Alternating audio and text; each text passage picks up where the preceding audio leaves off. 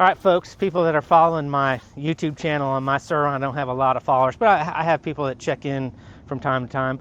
So today's video is going to be obviously on my 2021-22 Sur-Ron. I say that range in time is because I bought this in November of 2021. But yeah, this is my Surron X Black that I bought from Luna Cycles. I had made maybe 20 videos before this one, and I kind of always hinted that I didn't think going 72 volts on this smaller platform was really the greatest thing, and maybe that had a lot to do with the cost of just the battery alone.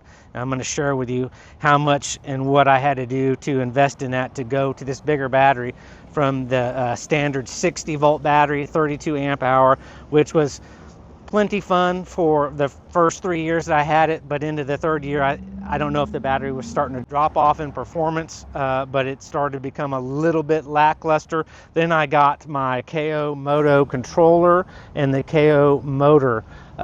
They're kind of entry-level controller and motor.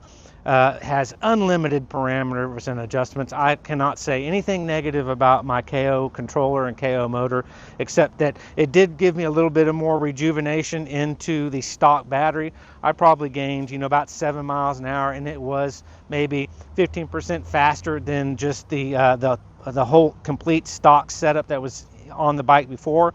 So I'm really happy with my KO setup that I have on here, but what made it come alive obviously is the 72 volt battery. I bought the EBMX 72 volt 42 amp hour, like up to 32 kilowatt maximum output, but my controller, because I bought a little bit more of a budget sided controller from KO, it only allows, it's either 12, 13 or 14 kilowatts.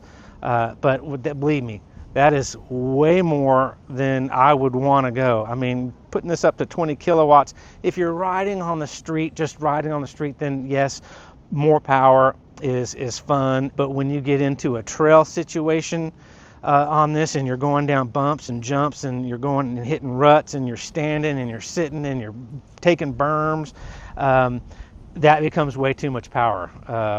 So I have my sport mode and my eco mode. So my sport mode is more for the how I've set it up is more probably about 95%. Everything's kind of left up really high, 95%, and that's for the road. Just kind of straight line, accelerating, just having fun. Not riding on any roads with busy traffic and cars. I completely avoid that. That's what I use that for. So my eco mode that I have is probably about 40% down from the 100%. So we're looking at maybe 60% power output, and that's what I'll use for my trail riding, because this thing is a monster, being as a small bike as it is, and this weighs with the battery maybe 140 pounds, 145 pounds, with me being 200 pounds, which does suck some of that power out of it, but it's just very unpredictable, man. You just roll on the throttle, and it's how I have it set up too. And you can set this controller up, I said, 1,000 different ways. That is what's really good about this controller, and compared to all the other controllers that I see on people making videos on, I'm like,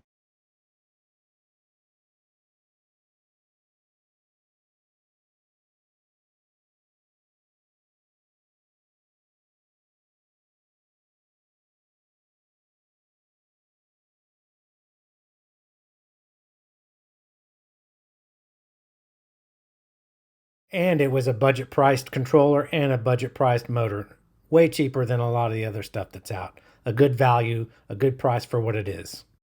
I've looked at everything that you can set, and so I know a lot more about this controller. So that's why I say there's there's a lot of settings. So to tune that, you would really have to spend a lot of time tweaking that. I mean, like maybe 6 months of just fine tuning as you're riding, and maybe at the end of the year you could go like, yeah, I've got it set how I want. It's really good now.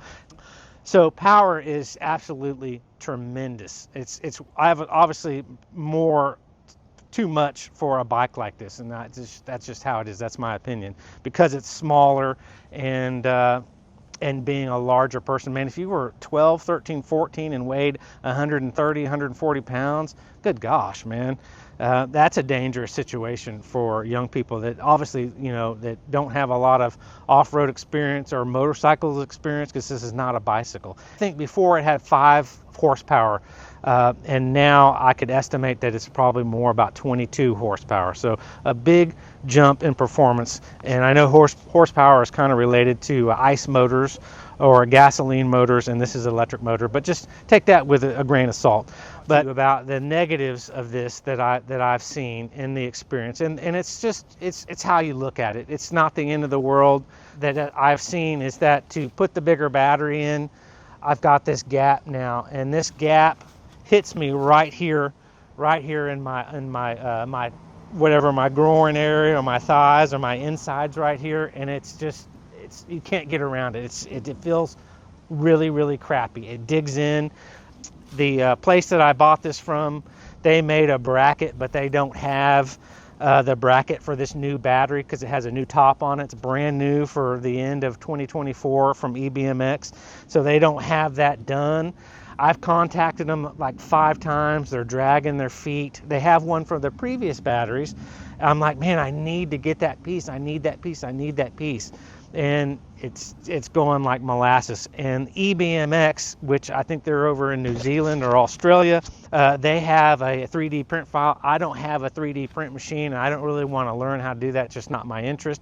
And I'm not going to be 3D printing that many things out. So I'm not going to buy a $600 to $1,000 3D printer just to print out this piece right here. But they have the map for that, just however you call that, the program, the map that can print that out. So I've asked them to send that to the Cycle Works in Utah, and I've emailed them and said, you know, hey, you know, EBMX has this file. Would y'all get that? It's, you know, $55, or man, I would have to get that piece. So that is a negative, big negative right here going with the bigger battery. Wish somebody made a more fully encompassing lid, and it was more smoother right here. And then obviously I wish the seat would come up on a little bit, but the things that are out, everyone's kind of got a little bit of a janky setup, and I'm just not 100% buying into what's out right now. And then another negative is that there's our little circuit breaker that comes in our factory Sur-Rons. That's got to be removed, pulled out, and you've got to gut all the wiring out. The main power wiring, put in their factory one, so the wires are much bigger, thicker wires, and they're special wires so that when you connect them, they don't spark and cause damage to your battery. I don't know what the technical term is for all that, but so you got to put all that in. So you really got to spend 3 or 4 hours or 2 hours, depending on who you are, and gut this area and new one in. And then also too, while you're at it, you'll probably want to replace your belt or go with a chain primary drive because of the amount of power that you're going to be putting out. So you're spending more money, you're spending more time, and it is a lot of time to get the battery in. It's like rejuvenated the fun that I can have on this. To really harness this power of this battery, you're going to have to buy new tires, and I'm not fully set up on or agreeing with going with the 18 front and the 16 rear, or the 21 front and the 16 rear, or however you want to set that up. I would probably just stick with 1919. I'm just not competitively riding or up in Utah or Colorado and doing endurance trails and things of that nature. I'm just having fun, and so I would probably stick with 1919, but definitely you need to go and invest in full motocross tires. The company that I bought the battery from and the motor and a lot of my other things has a whole lot of tires, has all their weights, and they have a set of 19 tires that they really, really recommend, and they're not overly heavy in weight, because that'll definitely drain your power and make the bike feel completely different putting on 4 or 5 pound heavier tires and wheels.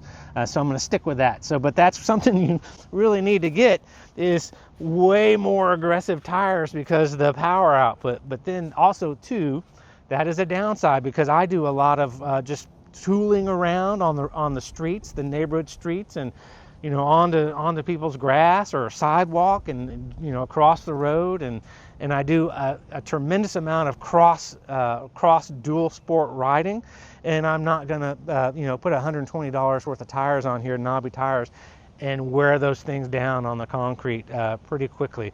So I've got my Shinko 244 tire, which is holding up very, very good. I mean, that's close to 2.5 years old, and I don't know how much tread's been off. I'm sure some has worn off, but it still does pretty well for my type of riding.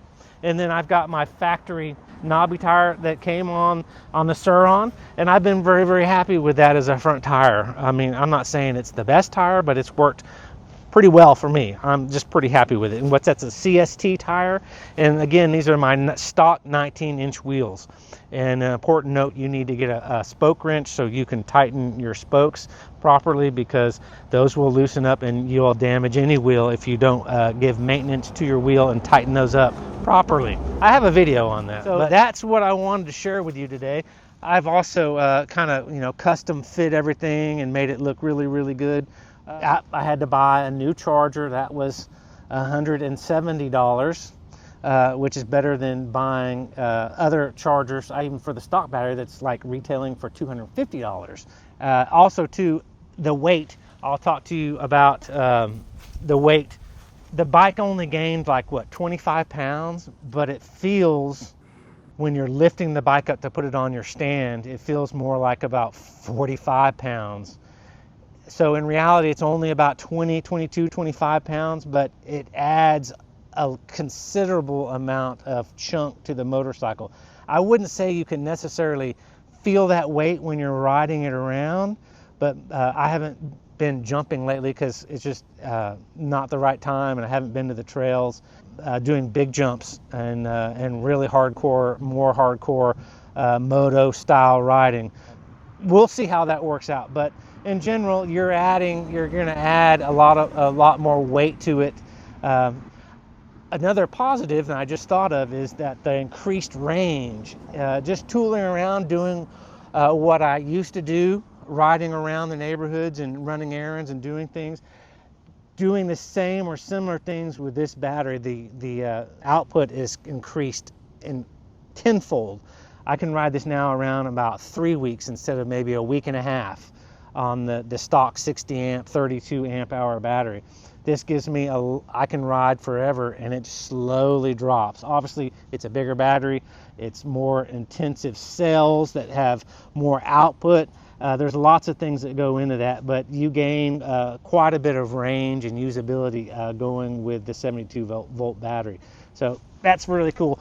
And then the negative that you might need to consider is when you go to the bigger battery and you increase your speed on your Sur-Ron or Talaria or any one of these other bikes, is you got to increase your braking performance. So you've got to, I went with a 250 or 260 millimeter floating front rotor.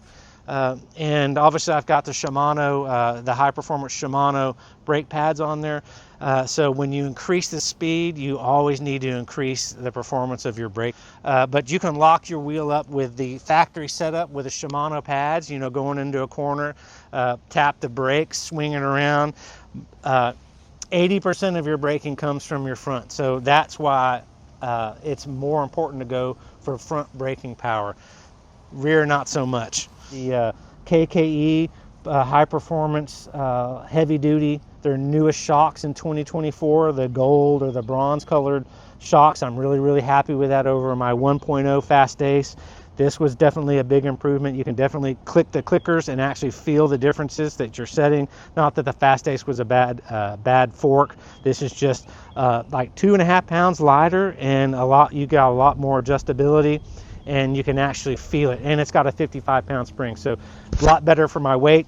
And then I just recently went to the Reflosa rear shock over the 2 shocks that I had before. I had a Fast Ace. It blew out just riding it. Maybe I had the rebound set up really, really high, and some of the settings set so I was stressing the shock more, doing big jumps, and so I wore that shock out. So I bought a KKE matching rear shock, and it was not performance oriented at all. It was probably a little less percentage than the in performance as far as my Fast Ace 1.0 that came on the bike, and I had I had the 500-pound spring on it. That also too probably helped to wear out that shock, or not give the rebound, the amount of rebound control that I needed. It just wasn't a very good setup shock for what most of us want to do. So then I went with this Refloxa, maybe that's how you pronounce it. I think there's an X in there. But yeah, so this has been a great shock. This is the king of the hill as far as the 3 shocks, the Fast Ace, the KKE. This is the premium shock at not a premium price. So very happy with the suspension. With the new battery, I figured that I would go back, because my old chain, which was a very, very nice chain, I can't remember the brand name, I'll post it, show you, was a 420 chain, but it was not O-ring chain. It was a non-O-ring chain. So when you held it up and you kind of wiggled it like a snake, I mean, it was just very, very fluid, very easy to do.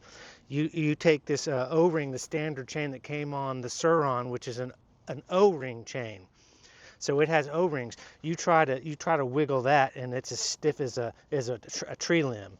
It just doesn't wiggle. So you got to really oil this up, and so that it moves somewhat smoothly.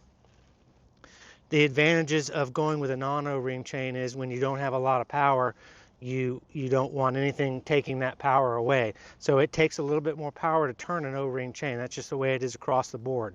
So, but with the new battery and all this power, all this excess power that I have, I was like, man, I might as well go back and put my factory sprocket back on. It was 48 tooth, and it's steel. The Warp 9 is aluminum. It's going to wear out quicker. Mine's over 3 years didn't show a lot of wear, but just in general, as you go more power, you will wear your sprockets out faster and your chain. But yeah, so I've got the O-ring chain back on there. I like it. Benefit of the O-ring chain is it's quieter. There's a lot of clanking and a lot of noise that comes from a non-O-ring chain.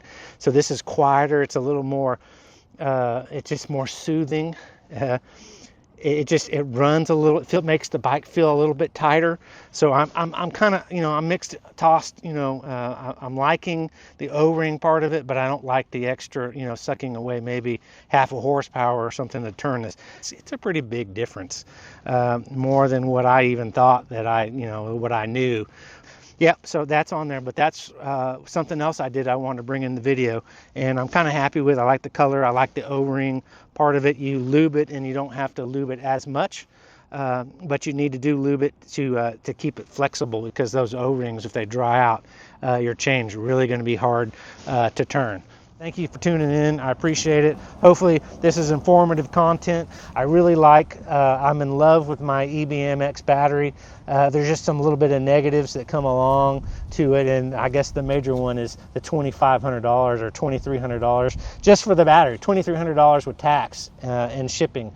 So that's a big cost. I've bought this e-moto, and I don't want to just trash it, stick it in the garage, not use it with these new bikes that are coming out for $5,000 or $6,000 with 72 volt batteries already in them. So I mean, good for people that are getting into it now, and you can buy these e-moto or little e-motorcycles or e-dirt bikes that already have a bigger battery and the proper electronics to handle that. I mean, that's a great deal for the people that are now getting into it. I mean, I wish that would have been 3 or 4 years ago, that when we bought into this, but I've taken such great care of this, I can't see ditching this or selling this with all the performance parts that I put on it to customize it for me and make it a better bike. I just can't see selling it or ditching it and then riding something else. So that's it. Thanks again and for viewing. Check back for more videos. Bye-bye.